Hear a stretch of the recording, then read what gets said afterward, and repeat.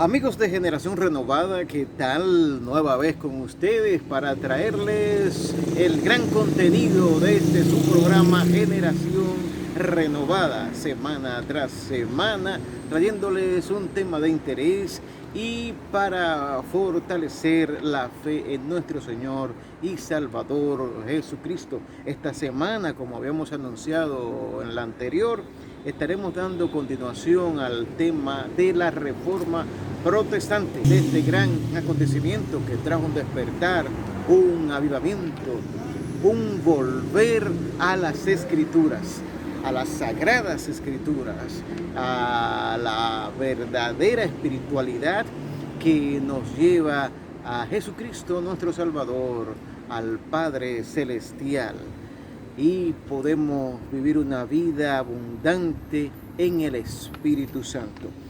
Fíjese, quisiéramos, para dar inicio a este espacio, que vayamos casualmente al libro sagrado, en el libro de Jueces, capítulo 2, versos del 16 en adelante. Jueces, capítulo 2, versos 16 en adelante, y leemos la palabra del Señor en el nombre del Padre, del Hijo y del Espíritu Santo. Y Jehová levantó jueces que los librasen de mano de los que les despojaban, pero tampoco oyeron a sus jueces, sino que fueron tras dioses ajenos, a los cuales adoraron, se apartaron pronto del camino en que anduvieron sus padres, obedeciendo a los mandamientos de Jehová.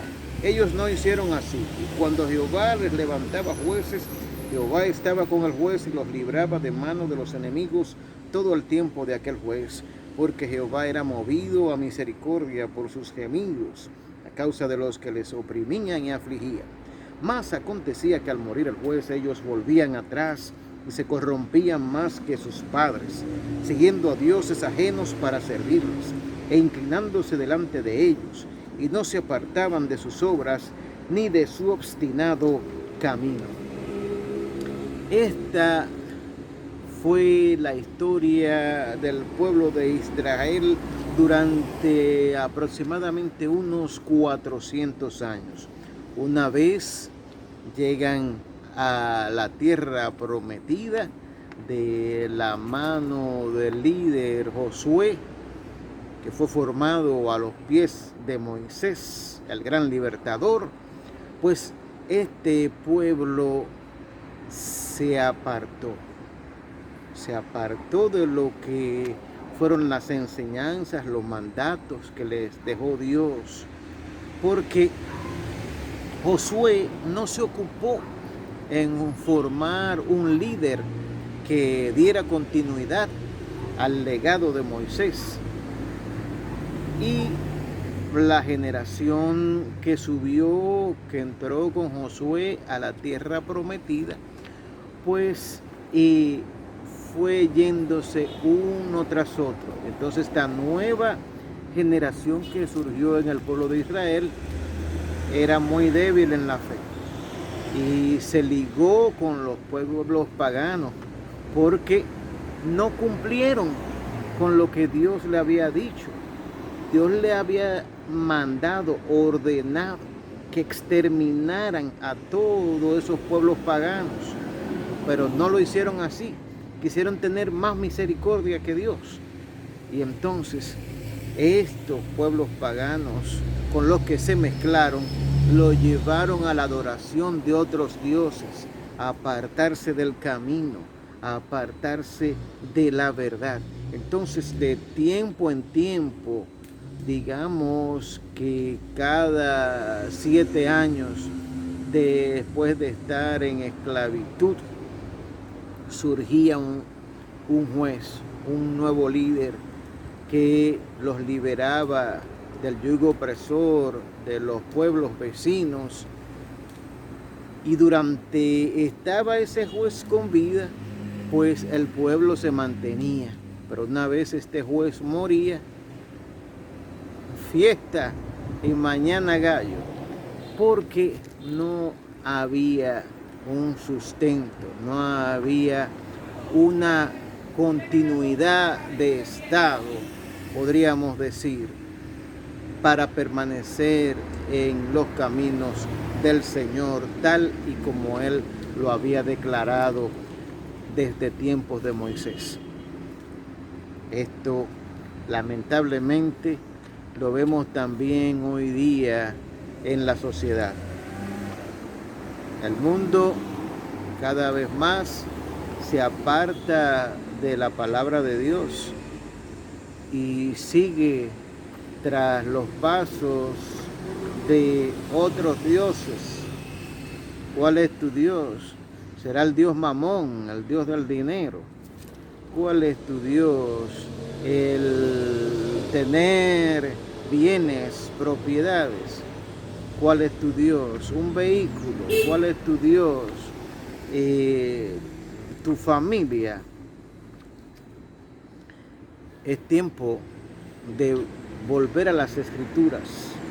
Es tiempo de volver a la verdad del Evangelio, de tener un reencuentro con nuestro Dios, con nuestro Salvador, que nos permita seguir adelante en este camino de fe.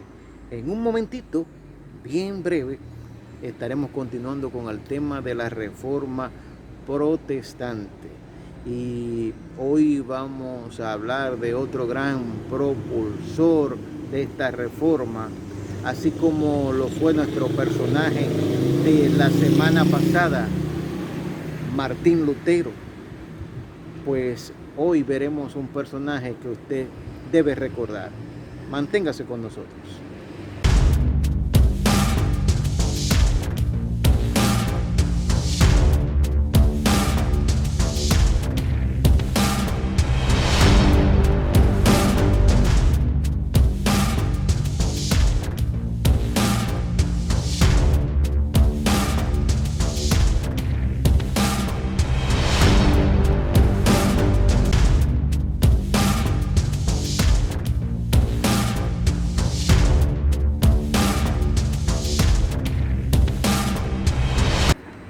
Gracias por continuar con nosotros.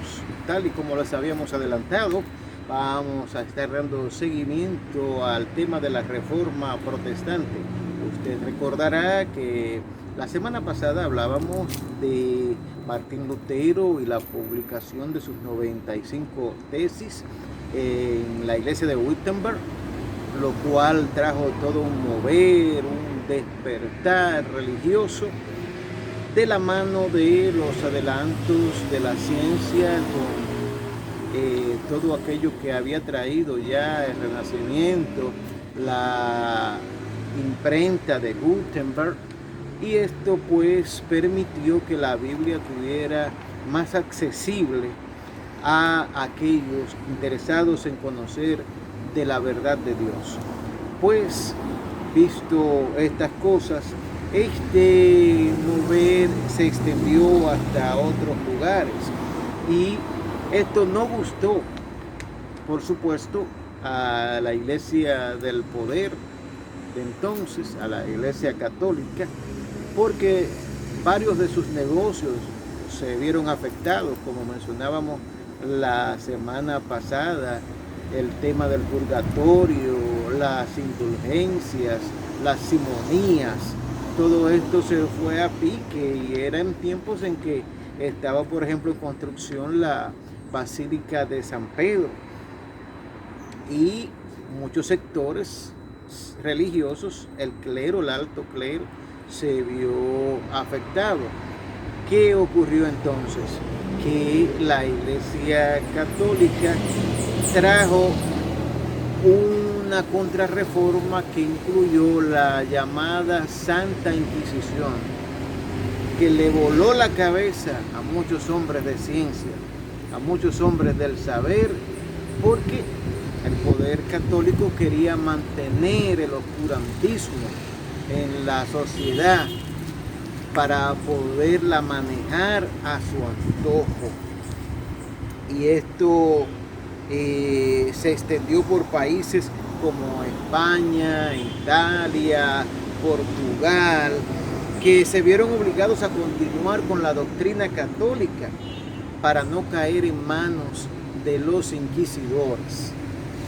Esto así los católicos convocaron al Concilio de Trento, donde promovieron medidas para conservar su poder, entre ellas la reactivación de la institución, la organización militar religiosa, la publicación de libros prohibidos, rechazaron la Biblia como la única fuente de doctrina, la justificación por obras, la transustanciación, el que cuando se está oficiando el servicio religioso, el pan se convierte en el cuerpo real de Cristo y el vino en la sangre real de Cristo, dicen ellos. Pero ¿cómo es posible?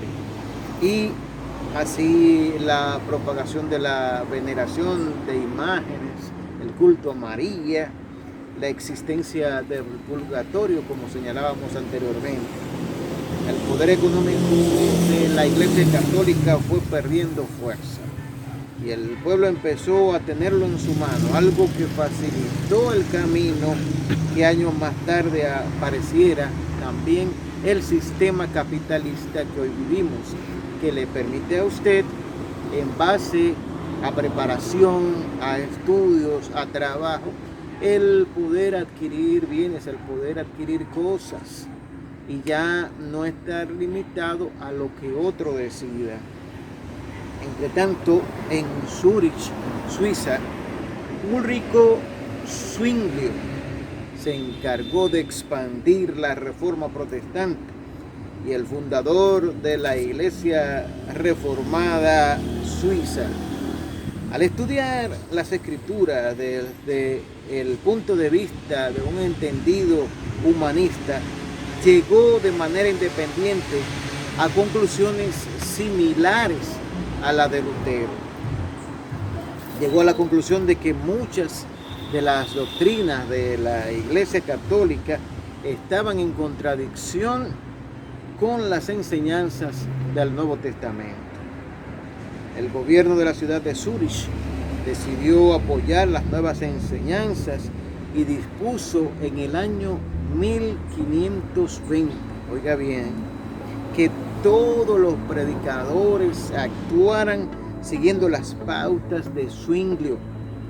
El papel de Zwinglio es capital en este proceso, porque si bien no asume ningún cargo orgánico, su carisma y su predicamento entre el pueblo lo convierten en una figura determinante del proceso. Zwinglio publicó en 1525 su Confesión de Fe de la verdadera y la falsa religión. Su teología, que coincidía bastante con la de Lutero en muchos aspectos básicos, operaba sin embargo de una manera más radical que Lutero. A partir de 1525 la reforma en Zúrich se completa. ¿Qué incluye esto? ¿Cuáles aspectos incluye esta reforma allí en Zúrich? Se administra la Eucaristía bajo las dos especies, se suprime la misa, se eliminan las imágenes de las iglesias, se decreta la supresión del celibato sacerdotal, se establece y regula una beneficencia para los pobres, financiada con los fondos obtenidos de la secularización de los bienes eclesiásticos. Como traductor de la Biblia, Ulrico Zwinglio trabajó en estrecha colaboración con Leo Hud. La traducción se conoce hoy día como la Biblia de Zúrich. La piedra angular de la teología de Zwinglio es la Biblia. Zwinglio apeló constantemente a las escrituras en sus escritos, en sus libros. Oiga esto, el 11 de octubre de 1531 cayó Zwinglio en el campo de batalla cerca de Capel am Albis, en las guerras de Capel. ¿Qué fueron estas guerras? Fueron unas guerras que se desataron precisamente por fundamentos religiosos, porque habían dos sectores muy fuertes enfrentados y cada uno quería la hegemonía de la sociedad. Y superado esto, el principal foco de la reforma protestante en Suiza viene a ser la ciudad de Ginebra, gracias a la actuación de Juan Calvino, que con Lutero es la mayor figura de la reforma protestante. La próxima semana vamos a continuar con este tema en este mes de octubre, llevándoles a ustedes la reforma protestante. Pero ya ahí estaremos viendo a uno de los principales propulsores de la reforma, como lo fue Juan Calvino. No se pierda la próxima semana el espacio, porque allí estaremos hablando de cosas que hoy día son las que fundaron las bases de lo que usted ve en las distintas iglesias protestantes.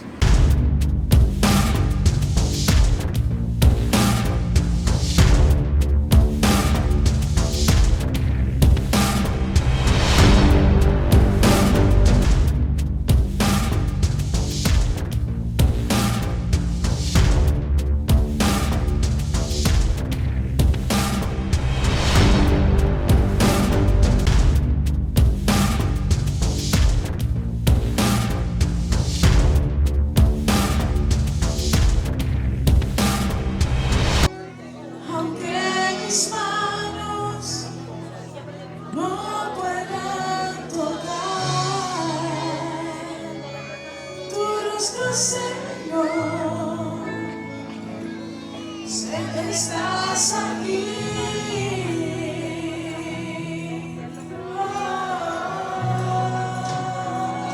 Mi corazón hoy puede sentir tu presencia. Tú estás aquí. Estás aquí, no puedo sentir tu gran amor. Tú estás aquí, tú estás aquí.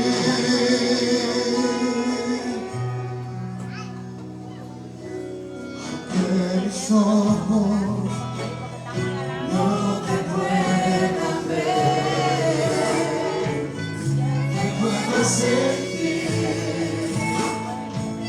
sé que estás aquí, aunque mis manos no puedan tocar tu rostro, Señor. Sé que estás aquí.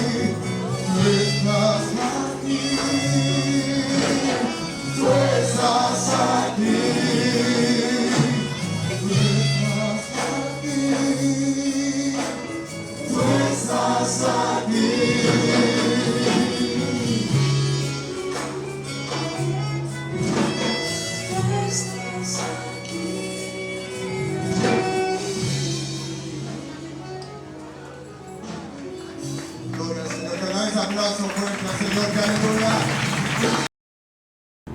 Amigos, así llegamos al final de este espacio Generación Renovada. Agradecidos de la fiel y gentil sintonía de cada uno de ustedes. Recuerden nuestras redes sociales para comunicación. Nuestro correo electrónico ahí en pantalla.